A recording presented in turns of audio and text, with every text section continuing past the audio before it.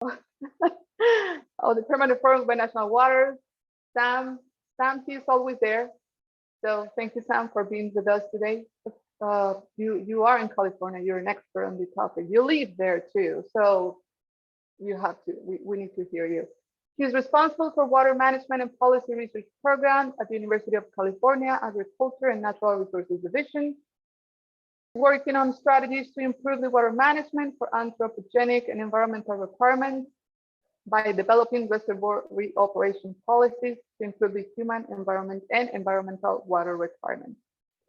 Thank you, Sam, as always, for being here. And now I will be glad to moderate this panel, but I will strongly urge you to be yourselves, to discuss, to call, to raise your hand, to disagree, to agree. This hour is a coffee break. So imagine yourself, you're taking a coffee, even if it's virtually, and just, talk about important stuff, because this is important and it has implications for the border community. So with that, and if that's okay with you, Gabby, if we can stop sharing, I'll go ahead with the first question. And it's very simple. So what are the new normal water conditions of the Colorado River Basin? What can we expect from the system? What are we seeing in the system? I mean, what can you say from what is going on right now? With that, I'm going to give you 3 minutes, each of you. And I'm going to start with Alfonso. If that's okay with you, Alfonso. Go ahead, please. Very well. First of all, thank you very much for the invitation, Rosario, and the team, and the colleagues that are sharing this panel with me. Well, the normal conditions in the basin, this is well known. It has been discussed in the media for a long time. There's been a trend to reduction in the levels of water in the basin since 1999 to this date. It's been a negative trend, and this has led us to this new normal, to having less availability of water at the basin. This is water that comes from the Rocky Mountains, and we are at this point in a very critical situation, considering that the levels of the Hoover Dam, for example, which is an important reference point that connects us as countries, because water is sent from there to Mexico, and it's at low levels. Yesterday, it was at 1,067 feet over sea level. Critical levels are below 1,075. So below 1,075 feet, those are reduction levels. And that's a new normal. There's a reduction announced for next year that triggers a reduction. And this current year, there was also an announcement. There was a request for voluntary savings, which is part of the 319 SILA bylaws. So the new normal is we have 51 million cubic meters less to provide to Mexico this year. Next year, we will have close to 100 million cubic meters less to be received in Mexico. And this is a significant volume reduction. If we compare it with other uses, that's the volume that Mexicali, the city, consumes in a year, and it has 1 million inhabitants, or same as the water required to irrigate 10,000 hectares. So we're talking about a new normal with less water and with potential impacts on different activities that are carried out in this area. And we will have to be very alert to what's coming, because the trend is a decrease. There's no sign of a recovery, and this leads us to carry out new activities, new ways to deal with this in urban areas and in the fields, in the countryside. Wow. Did you say that that amount of reduction for next year accounts for the amount of water that is used on this in the city of Mexicali for a year? Is that what you said? Wow. That's correct, yes. Wow. Okay. Well, that's a lot of water. Okay. Next, let me ask now, Dr. Leopoldo, would you mind taking over the same question for you, please? 3 minutes.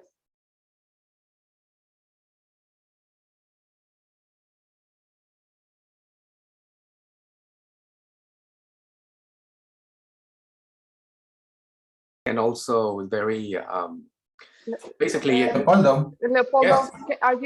have you selected the English channel? If you're speaking in English, please select the English channel. vete ahí donde está Interpretation en el globito y luego inglés y mute original audio.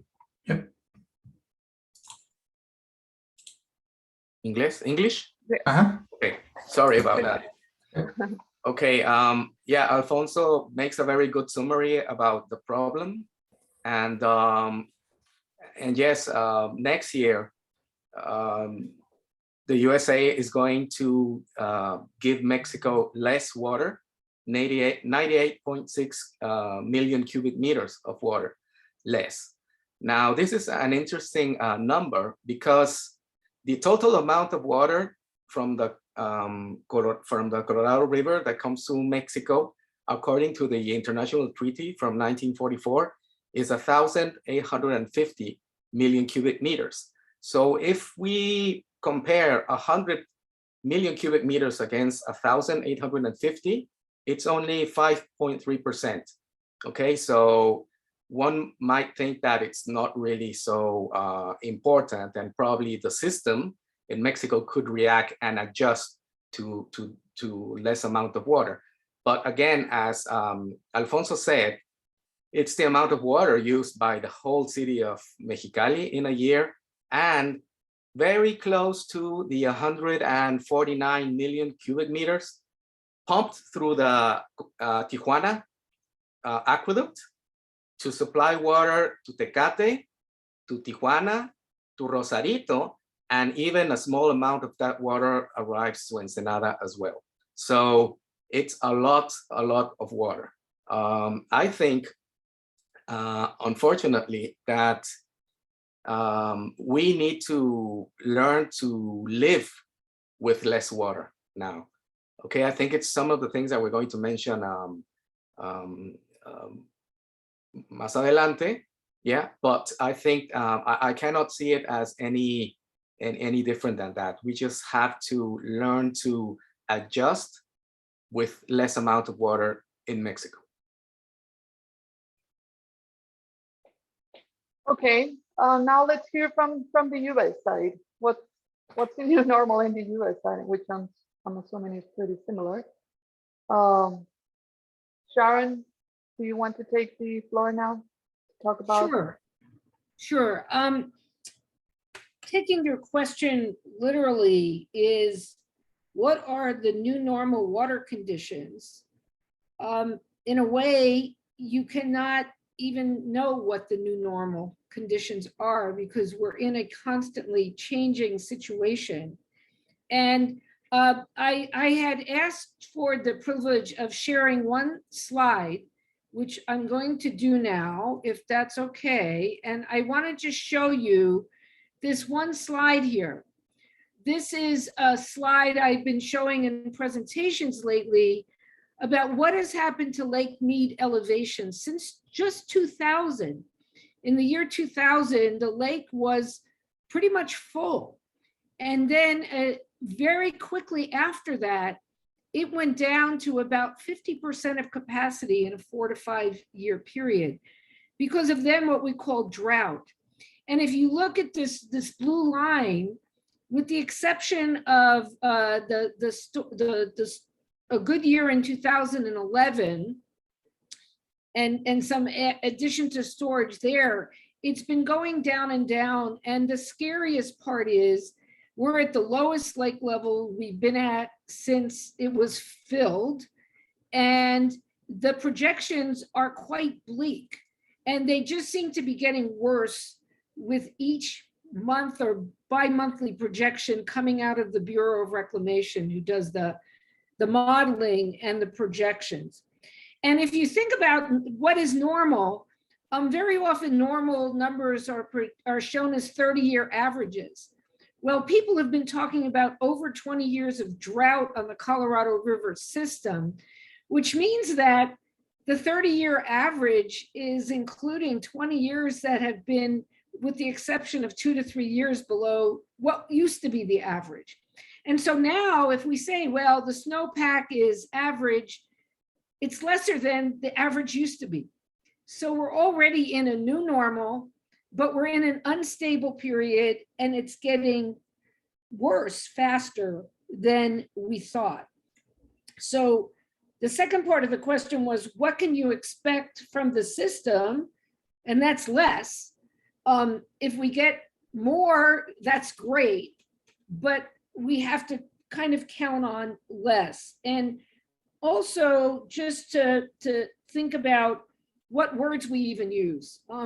You know, there are people in the US who don't like to use the terms climate change, or they may admit to climate change, but disagree on the causes of it. But these are like really considered now at this point, you might call it aridification, you know, a structural change that people think is happening. So it's not a pretty picture. I did put a link to something I wrote 1,000 words plus about, you know, trying to explain that Lake Mead has been our storage reservoir, our savings account, and we've used a lot of it up, and the system could crash if we don't take actions. And I think we'll talk about that in the next question. Thank you. Thank you, Sharon. Samuel? So I think, first of all, a happy new water year. So October 1st, that's fun. We are starting a new water year. The one other thing is welcome everyone. We've been working on the binational waters to continue bringing some of these events. So going back to the question, so what are the new normal water conditions of the Colorado River? Yes, with I think many people in the basin have mentioned that those predictions that were supposed to happen in the mid-century, late century, we are just living those. I mean, the basin was predicated on a hydrology that it was wetter than usual. Later in the last part of the century, it wasn't as wet as it used to be, but the water uses were not as large. The system was not developed as it is right now. So I think here the current normal is that we have less water, that all users and everyone wants to take their share of the piece of their Colorado River. What can we expect from the system specifically for, so 2 places, California. Southern California, it has their fingers in more than 7, 8 states. So all the way from Oregon, and then Wyoming, Utah, Nevada, Colorado, New Mexico, Arizona. So on Southern California, there is we're living the second year of a drought on the north part of the state. So reservoirs are empty. Southern California has been prepared, and they've been doing a lot of water conservation, and they have been putting a lot of water in the ground. So they've been using some groundwater banking along the California aqueduct. How long can it last? The reality is that it's not that much. They may last 1 or 2 years more, but that's where we are on that area. What can we expect from the system? The system is already stressed out. And when I say stressed out, is that everyone, right now, we know that we're gonna have shortages. I think what can we expect is that those shortages, those deficits, people will start, from farmers to decision makers, will need to start making difficult decisions. We will need to start thinking about more seriously on what are the decisions that we will be taking. Yeah, I think that's where we are. Thanks, Rosario. Okay. Let me just quickly, because some might have the same question that I do. When you say hard decisions, difficult decisions, and you guys have mentioned adaptability, flexibility, instability, actually Sharon mentioned that, variability. What, and if I'm a politician or a decision maker, what kind of decisions? I mean, how strict? I mean, we're looking to, if we look for a level 1 to 10 on on what, how strong decisions have to be made on these new normal conditions, where will you put the number 1 through 10? 10 being the greatest.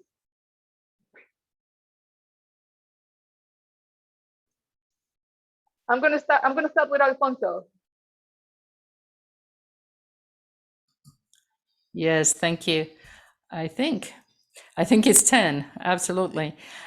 For many years now, we've been hearing this, and for over 2 decades, and possibly around 2008, we went through some curves. I mean, looking at the slides that we just saw, there was the demand and the level of water sort of matched. But then after that, waters parted, and after that, you know, they started going down, and you know, the association, the SILA, started incorporating some rules so that they included this high variability situation. I would call it high variability climate situation, and we don't want to get in trouble here.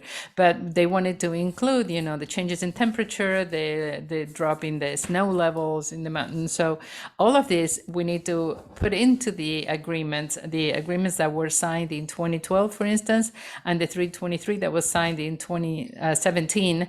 That was one of the tasks that we had to take care of. We had to agree how to manage water on both sides and both countries. So we also have to work, again, on both sides of the border. In Mexico, we do talk about reaching agreements like this, but they should be fair agreements, equitable. And that is exactly what's hard to do. We don't all have the same standards. And if you ask to a farmer, he's going to say, why are you going to take my water? And in Mexico, you know, in order of importance, agriculture is number 4, and the urban usage is number 1. You cannot take water away from the cities. And definitely now we're going to have to live under these circumstances, and we're going to have a very agile binational interaction and relationship. And we're going to have to live with the implications. In Mexico, we're going to have to incorporate a lot more, and I think this is what could save the situation. We have to look at that level 10, but we're going to have to bring in all the local actors, diverse actors, not just institutions like Conagua in Mexico or SILAS. We have to incorporate other local actors, even the final users, the people that are going to be affected by it. That's going to be necessary, and that's going to be the new normal. We're going to have to work with the people. We're going to have to work with the farmers. We're going to have to work with the people that live there, because otherwise there is no policy that's going to work. And we need to partner with all these other groups, and we need to do it in a more strict fashion, and we need to systematize it, and you know, all types of activities that people can undertake. And then we're going to need investments. So Rosario, I'd be willing to give a brief answer here. And these are very hard decisions that have to be made. I certainly agree with everything Alfonso said. You could transfer what he said about Mexico to just about any other region that's grown into using and grown used to using its full allocation. And I want to point out on the US side, you've got, Sam went over the states in the Colorado River Basin, but you've got the upper basin and you've got the lower basin. And the lower basin states are California, Nevada, and Arizona. And Lake Mead is their storage reservoir. And there, we had to work on this drought contingency plan in 2019 because it was recognized that the previous shortage sharing guidelines were not enough. And the point I want to get to is that Arizona, within the lower basin, central Arizona, takes the big cuts in the early stages because of the various history of agreements. And in Arizona, there was an extensive process to figure out how to share the burden of reducing water deliveries by a significant amount.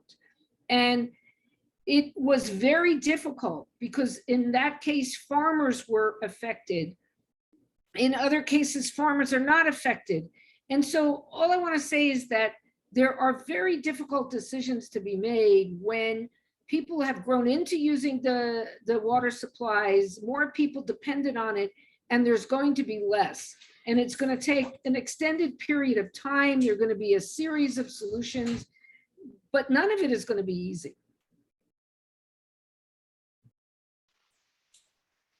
Leopoldo, Yes, do you want to thank take you. over? Yes, you. I definitely agree with what has been said. I just want to point out that, yes, in Mexico, let's say urban water users have their water, it's a priority, the use in urban, in cities. And so I think that the people that are going to lose are going to be the farmers. And because they are the main users of water as well. In Baja California, it's 80% of the water is being used by farmers. So that's where we can really make savings.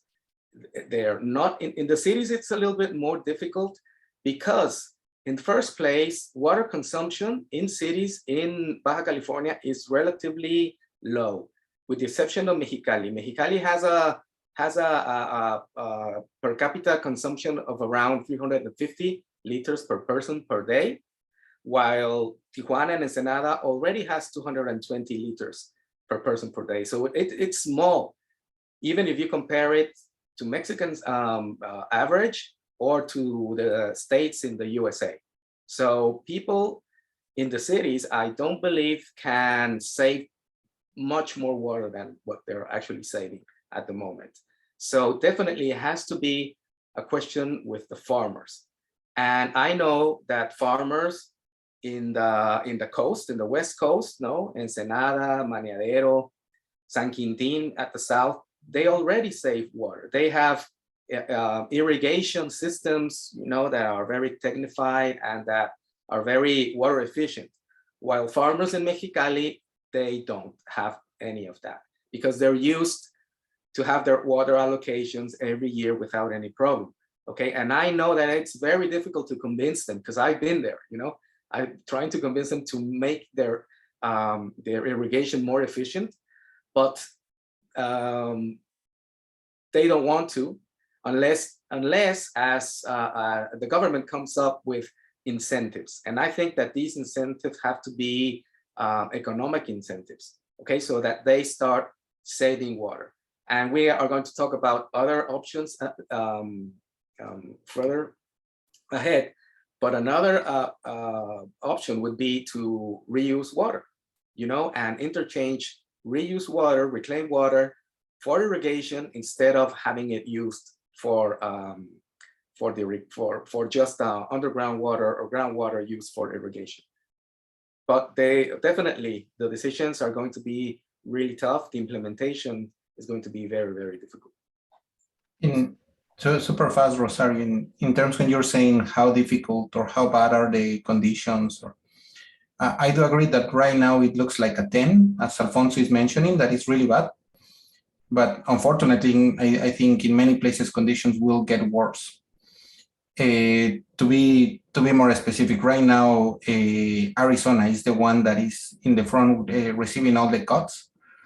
And if things continue the same, it is just a matter of time when the rest of the states will follow that one. Nevada, California, so that's kind of, for me, we are just, unfortunately, we're just at the beginning of the same for reductions on the Mexican water allocation. It will be the same. It will be that this is just kind of the entrance point. If conditions keep the same, we will have further reductions and a serious overdraft. So we will have to think more seriously, and decisions will be extremely difficult, from trying to save water all the way to a reduction in water conservation. Also something that I don't want to mention is that unfortunately, depending on the resources, things will feel different. Again, to be more specific, California, LA is preparing to do the water to tap, doing a lot of the recycled water, the largest in the nation. But it is because they have the hands on the wallets of all Southern Californians. It is not the same for some of the agricultural farmers, that they don't have or they may not have as many resources. Tribal nations, we have more than 24, 29 tribal nations within the Colorado. And some of them, they don't even have, let's just let alone that they will have a shortage of water. Some of them, they do not have even drinking water. So here the problems will get exacerbated. This is just the tip of the iceberg. And I think here what this can be is a good call, like, okay, what can we do? We've been talking about that one. So anyway. Thank you. So two things I got from this round, I would say the first, the people that will be more, the sectors I would say that will be more affected is agriculture, and it's equally true for both sides of the border. And this is just the starting. So it will eventually get to all sectors. It depends on how bad it gets, the condition, how bad it gets. So, and this brings me to the third question: are we prepared for this? I mean, are the economic systems, because this will require a lot of money, not just to try to get water from somewhere else, or try to use alternative waters, or tap to water strategies, or even groundwater. But are we prepared economically, politically, technically to face what it is expected now? Because now it's there. It's not like it's predicted, right? It is there. And there's an instability, and there's so much variability, as Sharon mentioned. So are we prepared for that? And I'm gonna start. Who wants to start? I'll be democratic this time. Who wants to jump in? I'll start. Okay. Rosario was nice and put me toward the end of the first one. I said, don't call on me early for the first question. But I'll start and see what others have to say about kind of, are we prepared? There are a number of possible approaches, and I think most people following this know what they are. We've already talked about reuse. We know about conservation. There's potential for voluntary transactions. I will note that in Arizona and in California, the farmers along the river or Imperial Irrigation District have very high priority rights. So we can't just speak monolithically about farming and farmers and their priorities in Arizona. And, I mentioned we did the drought contingency plan because there was concern that the system could fail, and it's already on the verge of failing. If you look at energy production, we've been talking about Lake Mead. Lake Powell is the other very large reservoir, and they're saying that Lake Powell may not have enough water to produce hydropower in 2022 or 2023. That's low-cost power that is used by agriculture and municipalities. And the way I've been thinking about it is, though, that everybody realizes that the system is too big to fail. It's like what they said about the banking industry, several years ago. And so the thinking, I think, is all adapting. I think we're adapting, and that includes at the governmental, the political level, and the like. And so going back to the DCP, a lot of effort went into the drought contingency plans, and that related to Minute 323 and some of the cutbacks that wouldn't get triggered unless certain things happened on the US side afterwards, and it's all been very complicated. And the point is, within no time, we're finding out DCP is not enough. It's not enough to avoid big problems. And so there's now not only the reconsultation of the whole big 2007 guidelines, but there's also the 1030 reconsultation on the DCPs. There's so many levels and layers of discussions that I think people are coming together to figure out what to do and what to do collaboratively. So I think your question about, are we prepared? Well, we know some things we can do and low-hanging fruit. Other things are longer term. Will there be binationally agreed upon desal between the US and Mexico? That's being studied. And so I have to say, I think policy's adapting. I think water users are adapting, have to adapt in every sector. And it's just that I have to say that, I encourage people to be optimistic because I think we can adapt because we have to, but it's not going to be easy. And so I will leave it at that. Can I go next? Of course. Thank you. Yes, obviously the difference between the USA and Mexico is very, very large. Okay, I think that I would like to think that we are prepared because, the water technology is there. We can treat wastewater to basically potable water standards. We can desalinate seawater so that we can use it for irrigation or at our houses, okay? But it all costs money. And I think in the USA,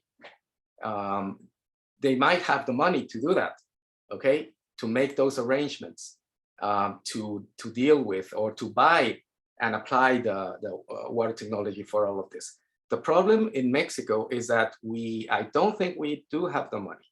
And every time these proposals of new technology and these big plans come, like for example the desalination plant that Sharon was mentioning. There were some really solid plans for a desalination plant in Rosarito that would supply water to Tijuana and even through Otay export water to San Diego. Okay, this was 4,400 liter per second desalination plant, which would make it the largest in America, in the continent, okay, which would produce 139 million cubic meters of water, of desaled water per year. And it was already approved by the Inter-American Development Bank, $200 million for its construction. However, it didn't happen, okay? It didn't happen because there were many questions about how was that money really going to be used, and there were also some politicians involved in all of this. Okay, so there was not enough transparency, okay, in the process, and I think that's one of the main problems in Mexico. Okay, that even when the solution might be there, we have to make decisions really based on science and on technology, and not on political decisions or political interests. And unfortunately, that hasn't been the case in most states, in most examples in the country. Conagua, as a central identity, that manages water, hasn't been efficient enough either. So at the end of the day, it all comes down, I think, to transparency. Okay, and because reaching or getting the money to do these projects is very difficult. But then I think that as a community, you know, we don't really believe that things are going to be made correctly. Okay, so I think we have to change that way, and politicians really, we need as people pressurize our politicians so that, again, the decisions are made based on science and technology available and not on political interests. Okay, thanks. Thank you. Thank you, Leopoldo. And before I go to you, Alfonso, I just want to put another question out there. And you mentioned this, we don't have the money in the Mexico side. And I'm gonna ask, is it money or is it priority or interest? So both. Okay. Well, okay, It's Alfonso. very good that you're asking that question, because that is exactly what I was going to say. I think that no, it's not just a matter of money, even in Mexico, because if we talk about incentives, we have to think of the different types of incentives required to correct the situation. This is a critical situation when you're going to have this shortage that we're already going through. So here, what we need to do is a combination, a smart combination of institutional incentives and then, of course, marketing incentives. They have to do with the economy. And then we go back to fees, both you know, in the farming areas and the cities, and they're not developed yet. And that is one of the mechanisms that you can use to reduce consumption, for instance. And the other incentive would be the regulations. Laws are failing us, the national laws, the local laws. Right now, we have a national waters law in Mexico since 1992, but it's not applied correctly. Not for simple things, just surveying the extractions of water, for instance. They're not doing it. Just at that level is where we're operating right now. So what we need is, of course, we need resources, but obviously we need to see exactly where we're failing. And this is an opportunity to do so and to correct both institutional incentives, market incentives, and then regulatory incentives, because right now this is urgent. So this is not all about money. The farmers really haven't paid attention, and I'm sorry to my colleagues. It's not that they don't want to do it, but they don't really have an incentive to do it. So tell me, you tell them, and they will say, well, tell me how I'm going to do it. It's not just telling them you're going to save or you need to save water. And the same thing, transparency in Mexico. I think that you may have this problem in the US as well, but in Mexico, that is a huge problem. The lack of transparency in water policy is what led us to where we are.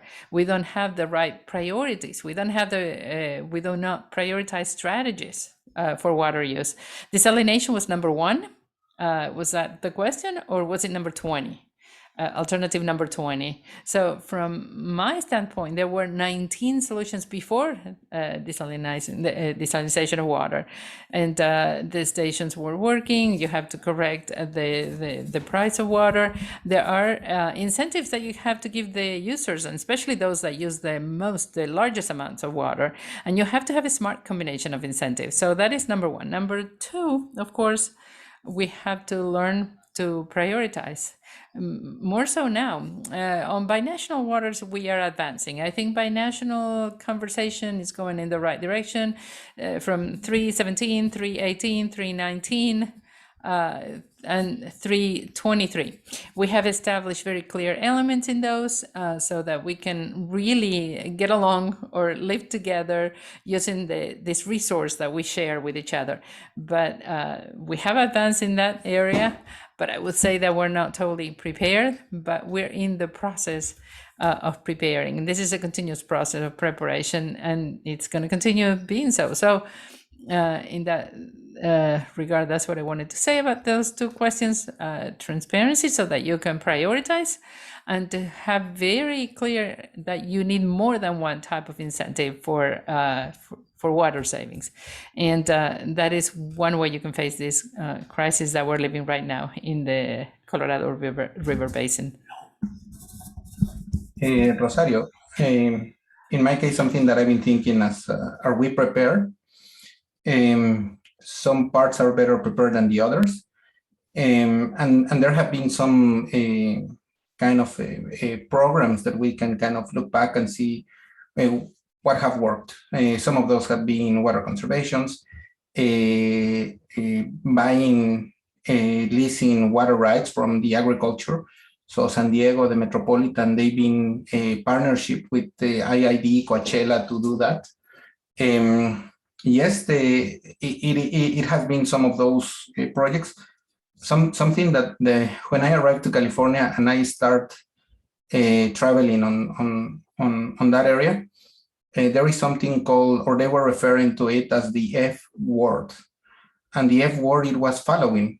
And that is because when a municipal or a city comes and start buying those water rights, it will leave the land without agricultural production. And that will require less jobs available along the border. So some of those, I mean, we have experimented. These are kind of not only one decision, it will be many decisions, water conservation in the cities. We'll have to do some of the crops, rotation of lands. It will be important now. The one other thing that I do want to point it out. So the basin is predicated in 17.5 million acre feet. So 7.5 for the upper state, 7.5 for the lower, 1.5 for Mexico. And we don't have that water. Like we really don't have that water. Just for the starters is that we've been using way much more water than we predicated to be there. In Mexico, we have a lot of more water uses than water available. And this is, we've been doing a lot of over extraction there. The aquifer is being depleted. The reality is that this is not an if it's going to crash, it's when. In Mexico, we're using 2.5 million, 2.5 cubic kilometers, 2.3, 2.2 million acre feet. Out of, we receive from the Colorado 1.85 and using 2.4. I mean, this is to be honest, are we prepared? We've been borrowing. I think we are using more than we're supposed to do. Is it about money? The desalination plants in San Diego, I mean, it's very difficult to get past them, the regulations, but if you do it in Mexico, that maybe the regulations might be lower. They are still gonna throw the brine on the Atlantic, on the Pacific, sorry. I think that some of these things it is more than about money. It is, so the recognition that we are with less amount of water, we're using way much more, that there is no individual solution, that we will have to do all the different difficult solutions that we need to build consensus, that it has to be from both countries, that everyone is going to feel the pain. And I think those are some of the situation that we have right now. And again, to me, this is kind of clear. It is just, we're just starting there. I want to rescue a comment that Alfonso did, and it sparked my interest. Alfonso, you mentioned that at binational level, the planning process or whatever needs to be done under these conditions is working better, or is working okay as compared to, I guess, domestically, in the Mexico side, I'm assuming. if this is this agree, but all of you, I mean, why would, I mean, for me, it's like constant contrasting, right? At binational level, I mean, we are moving a little bit faster. We're adapting a little bit faster. We're doing things. We're preparing, or at least we are facing the problem at binational level. But when it comes to domestically on the Mexico side, Arizona, California, we don't seem to be going that fast. So, I don't know. That's a big question in my head right now. What do you guys think about it? Or am I misunderstanding something here? Rosario, I guess I have a question to ask you to clarify your question. When you say we're not moving that fast, are you saying we're not prepared? Because I'll start with an answer, and this is really what Arizona officials have been saying, and others as well, and that is that there has been preparation by some. I mean, we have a government agency in Arizona, the Arizona Water Banking Authority. Since 1997, they have been storing water underground. You know, we do a lot of managed aquifer recharge, underground storage, exactly for times of shortage in deliveries of the Colorado River water through the Central Arizona Project. But this has been for the cities and for the tribal nations higher priority water. It's not for agriculture. And even the shortage sharing criteria, drought plans, there has been planning. And so people aren't panicked. But what they're also saying is we didn't expect it to be as bad a problem as soon as it has become, and expect it to last. I mean, I heard a presentation this morning that the latest report from the US Bureau of Reclamation shows expect shortage for the next 4 or 5 years. So we're having constant shortage conditions, maybe as deep as a tier 3, and some people are saying tier 4, which isn't even in the regulations, within the next 5 years, when we're supposed to be renegotiating the post-2007 guidelines. And so I would say that people have prepared, some, and others are scurrying to catch up. And there is a question in the chat we can come back to, but the farmers in Central Arizona have the right to use groundwater, but they don't have enough pumping capacity. So they're working on trying to install more pumping capacity. So I think it's a combination, Rosario, of like, what can we do and what needs to be done, but not in certain areas a state of panic, because people see that there are solutions available, but they're not going to be implemented necessarily overnight.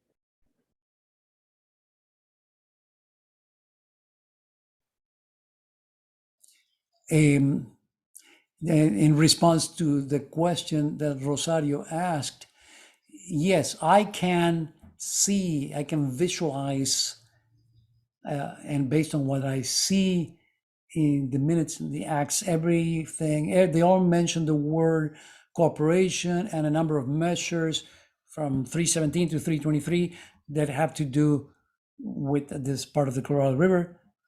317, 18, 323. At least there is a proactive process trying to interpret in a better fashion the conditions of the basin. And that's at the binational level. And yeah, that's in fact what I wanted to say and what you understood. So locally, things are not exactly as fast or moving as fast or proactively, because there are different sectors. And I'm referring, for example, to the Mexican side. We receive water from the Colorado River. We have the agricultural sector that consumes 85% of the total volume we receive. Then from here, we send water to the coastal areas, the thirsty cities of Tijuana with a high level of demand. There are different sectors, different priorities. And of course, it is very difficult, even when there's no drought, to come to an agreement. But as you mentioned a moment ago, or was mentioned, I think the first step has been taken at the binational level. Second step would be that we need to be aware of a prolonged drought for over 2 decades now. We have a declining trend, and identify then the sectors where we could rescue volumes to face this in a different fashion. And I agree with Samuel and others who mentioned this. It is the agricultural sector, but it's not a matter of taking away water from the agricultural sector. It's a productive sector. In the Mexicali Valley, they produce what we export to the US. So we would be shooting our own foot. So we would need to give them some incentives to reduce consumption. And when I talk about reduction, I'm talking about those volumes that we talk about, those percentages are pretty high, but I'm talking about a 2 or 3% in the short to medium term. And that's possible with good management, good water management locally. And that means being prepared, being ready to consume less water, to maintain a reserve for future conditions that might be even more critical. So, and that's why I was saying we are in a continuous process of preparation, of adaptation, but we need to make information needs to flow in a more transparent and open way to the local actors, the users of the water. And I think there are also opportunities in the urban sectors. It's true that less is consumed compared to agriculture, but we have losses sometimes up to 20% with all the operators in Baja California. And there is a very, very low percentage of the usage of reclaimed water. For example, Tijuana uses only 6 to 7% of the total of reclaimed water, residual or wastewater that's treated. So there's many things we can do before saying that nothing can be done. So I'll confirm that, yes, we're a little bit more advanced in the bilateral relations than we are with the tasks we need to undertake at the local level, at least on the Mexican side.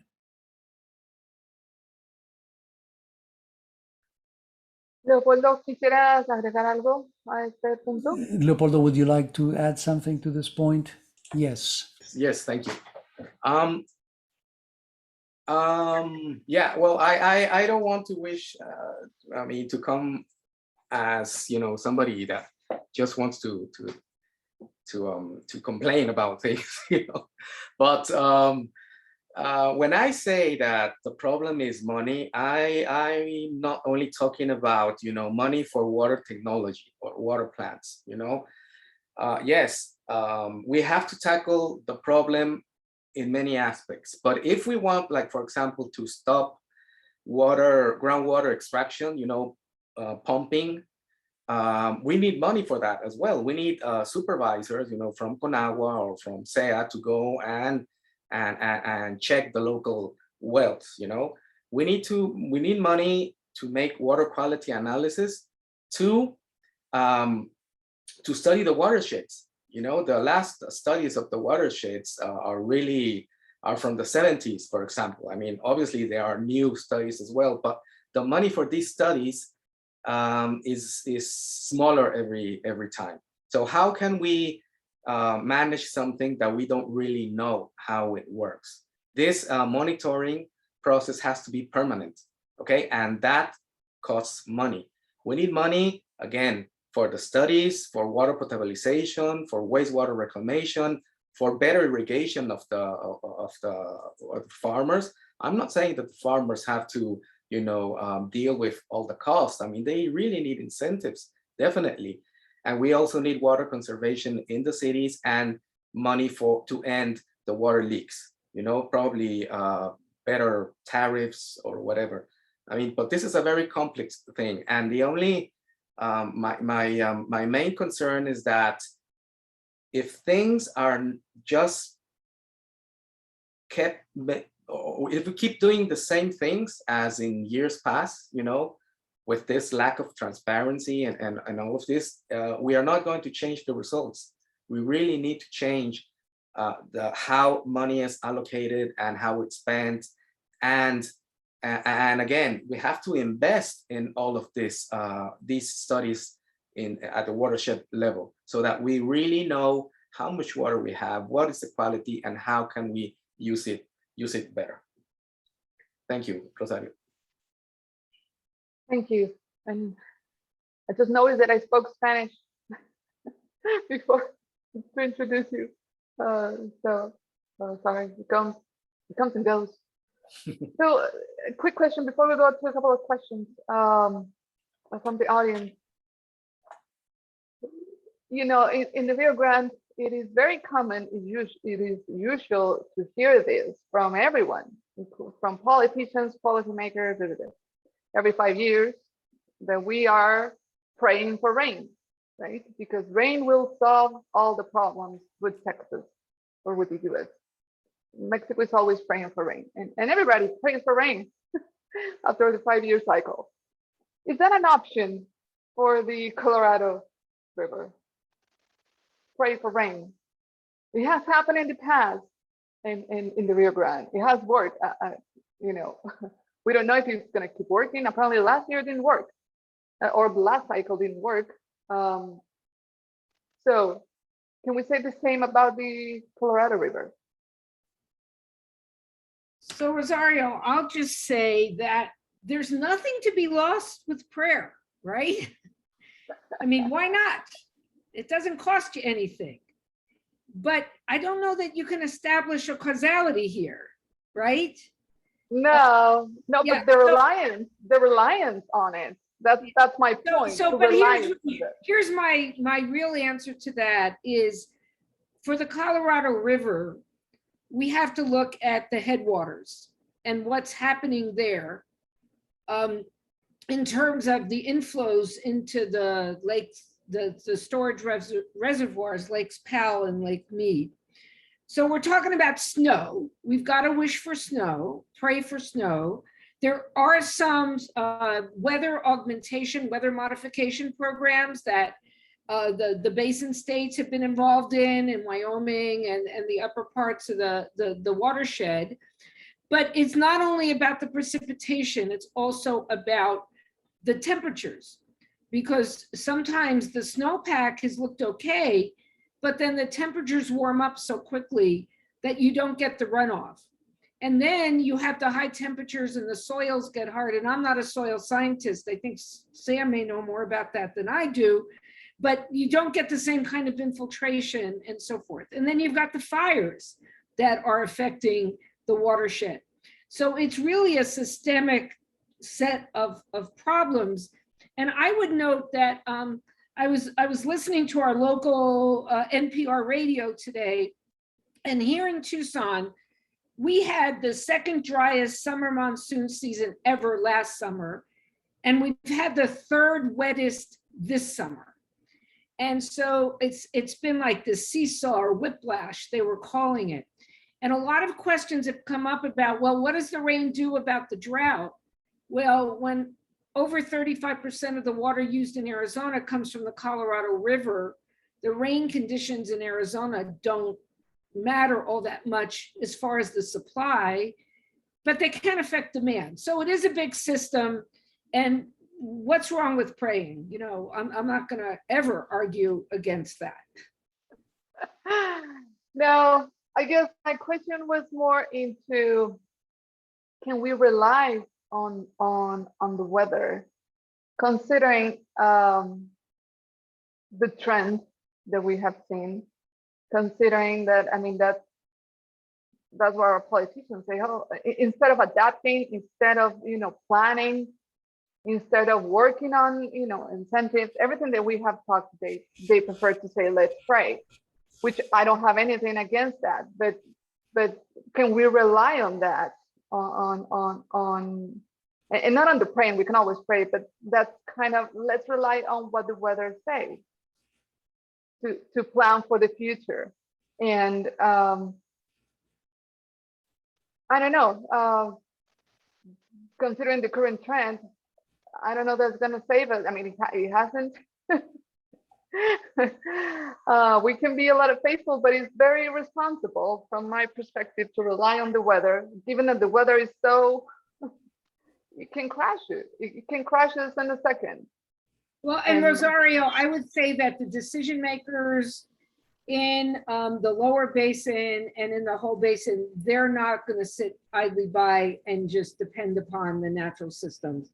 I mean, you know, the answer is, you know, we'll be lucky, we'll be fortunate. It'll be a good problem to have if we have many years of wetness. It'll take more than 1 or 2 years, but nobody's depending upon that. I think 10 years ago, you might have seen a different general attitude, but right now people are concerned.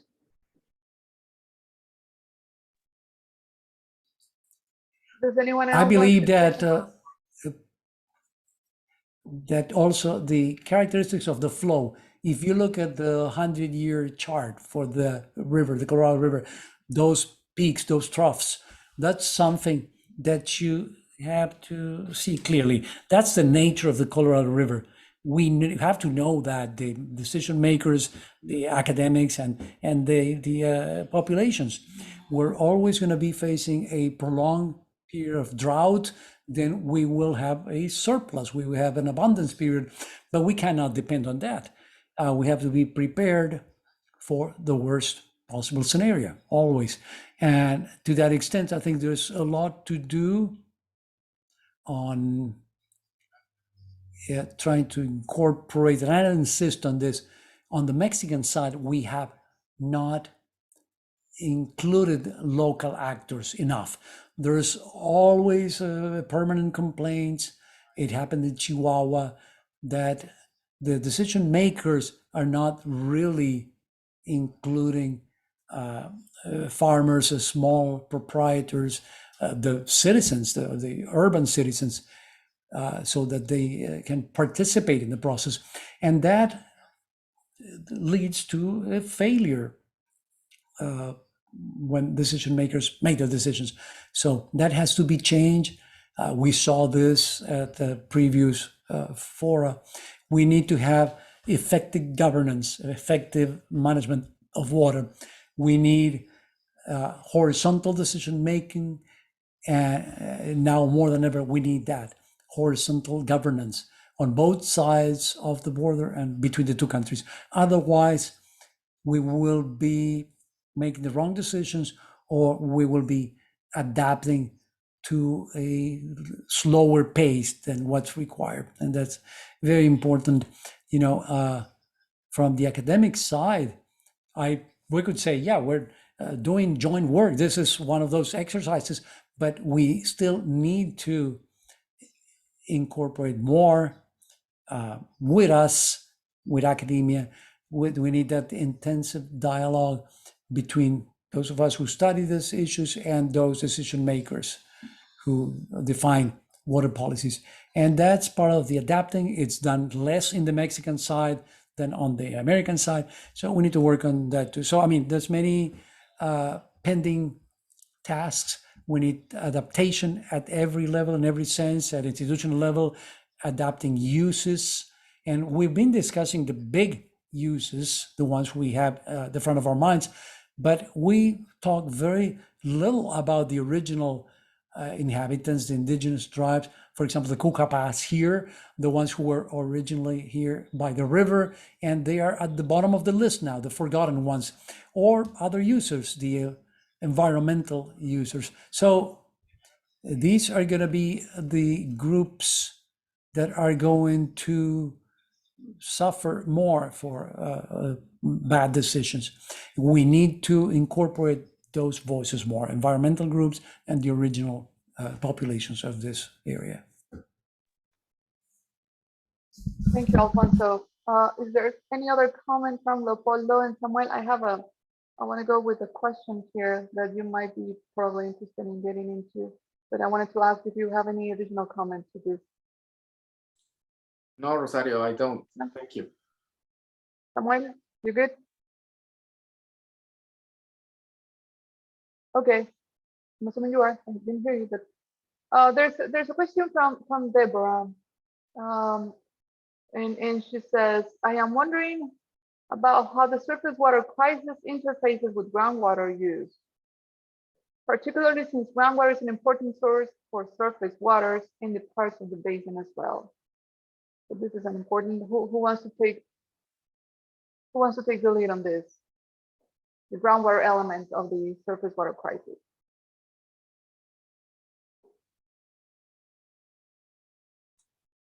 Okay. If I could mention something totally, for instance, the surface water and the underground water and the groundwater, they have a direct relationship. The main source of the Mexicali Valley is exactly the Colorado River water. That is what you use to water in those districts. So that relationship is also lost at times. So sometimes it's not well managed. And I heard, people tell you have to optimize the use of water, use it to the max. And by saying that, they're talking about irrigation levels, very high irrigation levels. So when we think if we do that, you are not sending water underground anymore. And that has been overexploited, and it's in a deficit right now. There's a deficit of water. So if you do that, you're making those static levels even deeper, and then the maritime intrusion levels may get worse. So perhaps we need to make it more effective and efficient. And when we have to think about it, first of all, we have to think and have a very clear idea that there is a direct relationship. And very recently, I would hear people say, well, and when you're talking about groundwater, what does it have to do, the Mexicali and groundwater, with the Colorado River water, surface water? We need to understand this very clearly, not just a scientist, but everybody needs to understand, because this is a question that a public officer asked me. We all have to understand this very clearly so that you can make the right decision. There is a very close relationship, at least at the end of the basin of the Colorado River basin, there is a direct relation between groundwater and surface water, and the overuse or bad management on one of the sides really affects the other one directly, not in 10 years, right now. It's an immediate effect. So this is something that I wanted to say about our local experience where we received the Colorado River water. You wanted to say something? Yes. So in terms of the groundwater, I think it's another wicked problem. So as water is coming from the US into Valle de Mexicali, then the quality is not as good as for agricultural production. So it has to be mixed with groundwater. The lining of the All-American Canal and some others reduce the recharge, that it is located in a place where it doesn't rain. So there is not that much rainfall recharge. At the end, we have created a system where the aquifers it's been bleeding for a long time. So water has been extracted at a faster pace, at a way faster pace than it is replenished for a long time. And here it is what I was mentioning. It is a wicked problem because in some parts of the Mexicali Valley, the water quality is simply not there, and it has to be mixed up. And then there is the need to do that. And the other one is that for how long are we going to keep that? And I think that's as I am seeing this it will be important to address that. Other parts, so for instance, Coachella, they are right now doing some managed aquifer recharge. They have some groundwater banking. What Sharon mentioned with the Central Arizona project, they pump the water up and then they put it in the ground. So it is thinking about water as one resource. Sometimes it might be one of the problems, or it is becoming a problem. It might be one of the solutions. Yes, I think it is exactly sometimes the same as in the Bravo, that we forget about groundwater. Sharon, I know you want to say something on this. Yeah, because I mentioned groundwater earlier, I wanted to at least say a few words here, and that is the situations differ in different parts of the basin. Groundwater is a more local resource and doesn't get moved around like the surface water. And so in the particular interest or situation instance of the central Arizona farmers, they're far away from the river. And historically, they relied on aquifers that were overdrafted, and the area was put in an active management area for groundwater. And then in the early 90s, as the Central Arizona Project was completed to their region and different policies were put into effect to encourage the use of surface water in place of groundwater, they became very reliant on the surface water. Groundwater levels rose, but not to the levels they were at, 50, 60 years ago. And so what's happened though is that, or what is happening is with the reduction in surface water deliveries to the farmers in Central Arizona, they have the legal rights to go back on groundwater. There is groundwater there, but it's very deep. It's more expensive to pump. Water quality comes in. And it's fossil groundwater. It's not being recharged by a river. The recharge rates are very, very low. And so it's not viewed as a long-term sustainable situation for them. And there's also implications for community development because of the pressures on the groundwater there.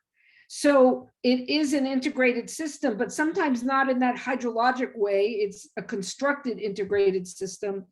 And there is replacement of groundwater for surface water, but talking about the F word that Sam mentioned earlier, the farmers in that region are talking about fallowing quite a lot of irrigated acreage in the next year. Maybe not as much as the next year if they get the pumps put in, but anyway, lots of dislocation going on in that region. Thank you, Sharon. Leopoldo, do you have any comment on this? I would like to mention also that it is very important to learn to speak to each other, between the academics and the government and the users. And that's one of the things that we have tried to do, but at least in the Mexican side, but I think that we have failed. You see, it's really complicated. I don't know why it is so complicated. Because, for example, the government, obviously they're the decision makers, and as academics, we want to show them our work.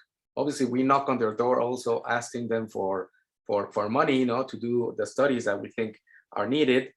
But also, the government sometimes open their doors, to the public. Like, for example, last year, they used UABC, the university, to come close to the public to write the Baja California State Water Plan.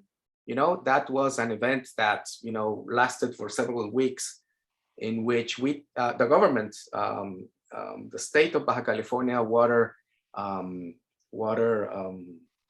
Agency, tried to put on board the agriculture, the farmers, the industrial users, obviously also urban users, domestic users, but it didn't really have much of an impact.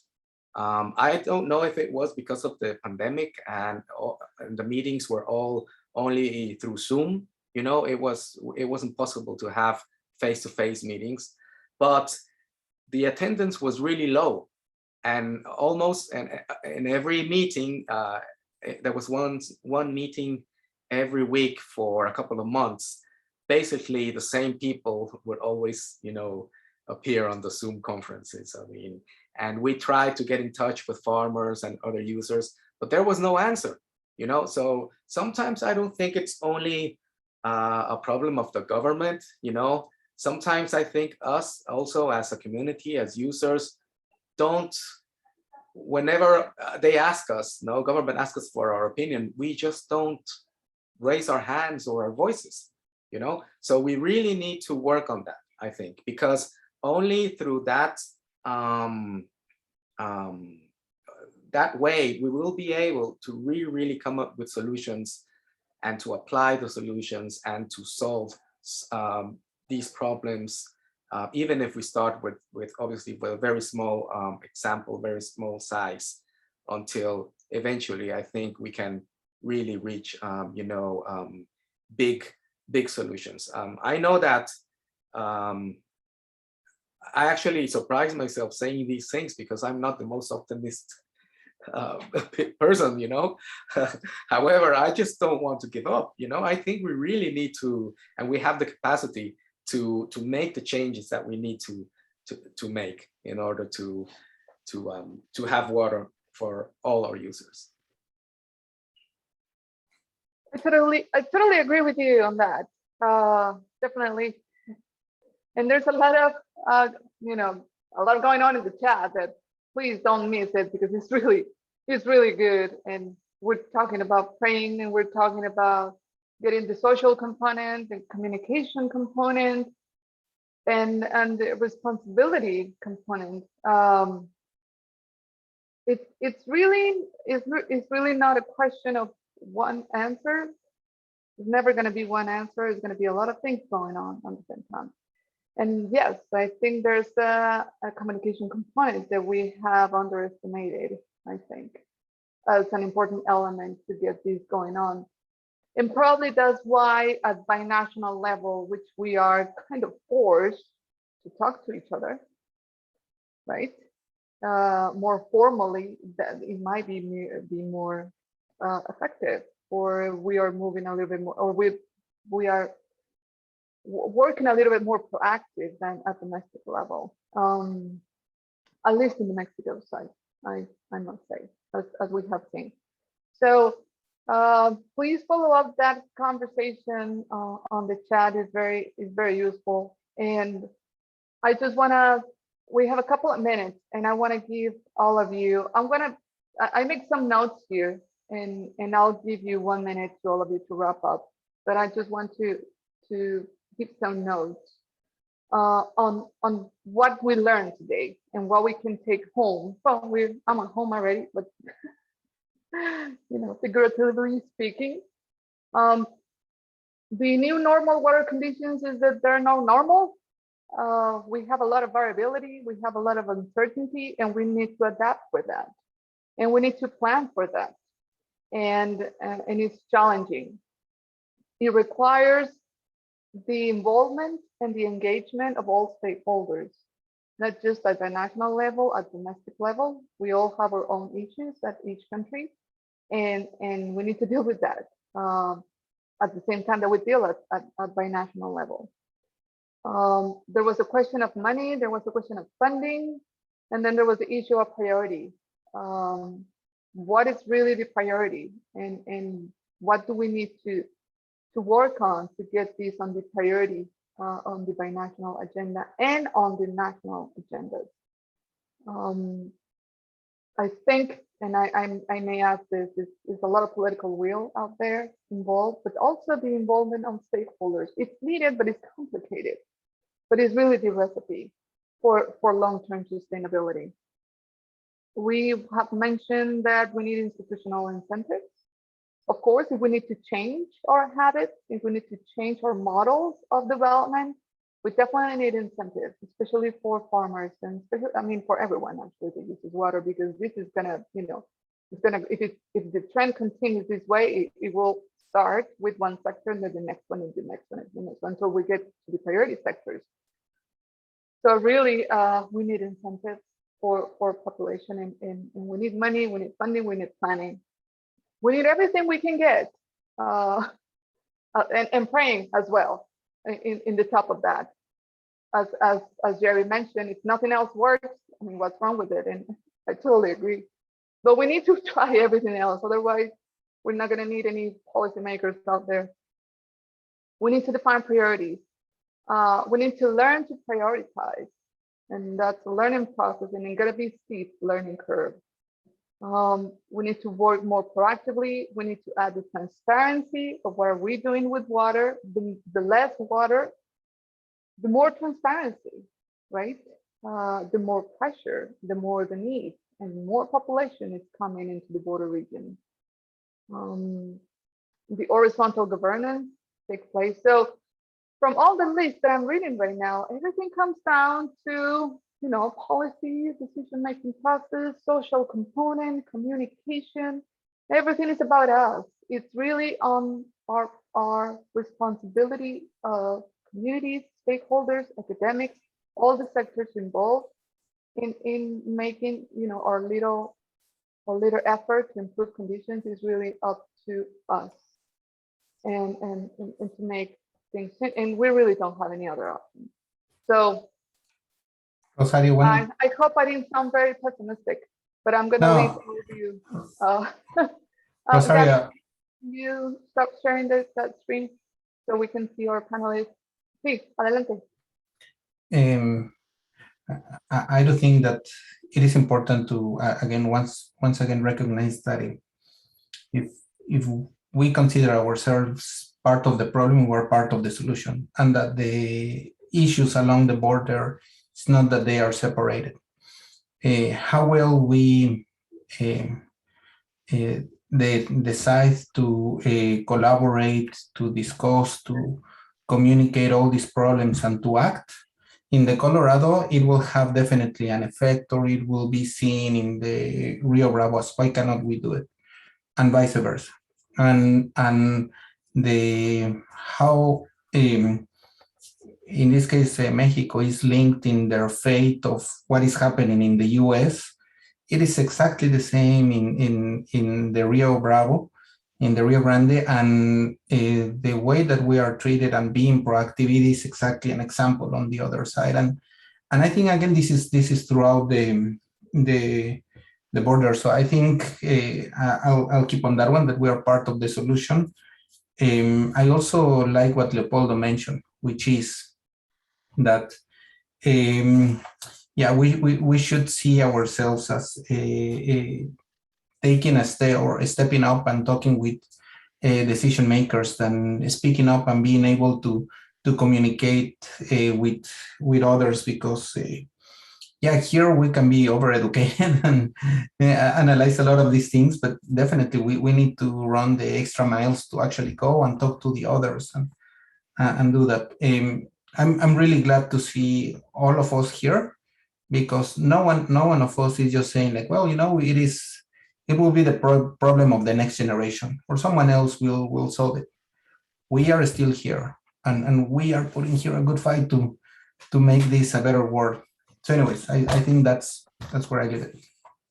Thank you, Kamal. Alfonso, do you want to wrap it up? One last thought?